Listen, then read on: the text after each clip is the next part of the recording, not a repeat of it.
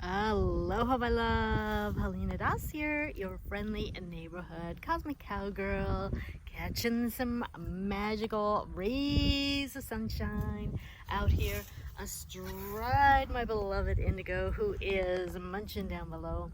And today I had a special message that I wanted to share with you around how, as a horse and or small animal guardian, or for that matter a conscious soul, on any level, how you can harness your connection with your animals, with your horses, with your loved ones, to literally help them heal. And before I dive into that topic and reveal to you actually 3 ways that you can get started, I wanted to just give you a warm welcome to our channel Ride, Pray, Love, where we are all about, really at the end of the day, inspiring, uplifting, empowering you with the medicine, the wisdom, the spirit of the horse, of course. And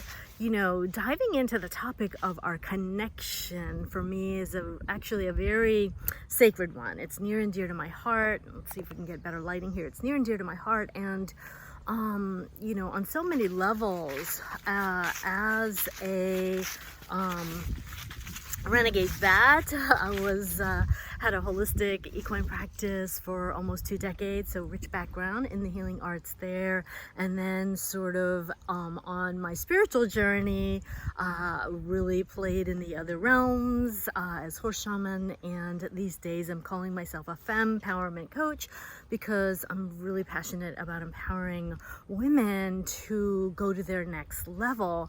And funny thing is that these days, the way things are kind of seeming to fall into place, I guess around 2/3, I think, of my clients, in terms of doing the women's coaching work, actually happen to be horsey women as well. So which I find really magical and swell. So anyway, if you again have a horse or a companion animal, and you would like to expand your awareness around how that really special connection, that bond that you have, can actually be harnessed and tapped into, so that you can help them heal on all levels, of course starting with the energetic. And if you're conscious, you probably realize that that is where everything starts anyway, right? So what I want to just take a quick second and let you know about is that in terms of the science, and I will go deeper into this on, I have actually a free masterclass tomorrow, if you would like to join us, happening on Zoom, where we'll go deeper into the science of, our connection.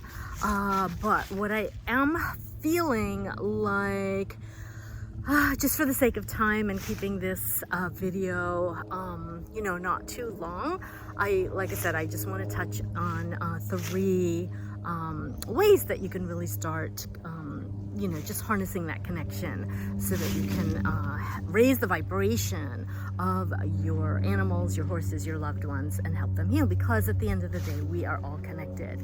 So let me touch into the first one, and for those of you who are LOA, Law of Attraction folks, I think you'll appreciate this. When we are, and let's get out of here, India, I'm not sure I want to go here. Okay, sorry. When we are, and I used to be guilty of this, so when we are, say, concerned about something that might be up with one of our animals, again, this applies across the board, 2-legged, 4-legged, human, etc. And I used to be very much so a worrier, and since I have really worked hard on shifting that worrier into a warrior. But if we bring, like, say, worry into the equation, and think about, like, the worst case scenario, which having a background as a veterinarian, with that medical background, I think is not surprising that I might kind of be thinking of all the things that could possibly happen and or go wrong. And what I have found for myself, especially, in terms of being able to witness my own process with my animals, is that in hindsight, when I used to bring that worry and that fear into the equation, it actually only made the situation worse. Not only could I not think as clearly as I, normally would be able to, without the fear and the worry, right?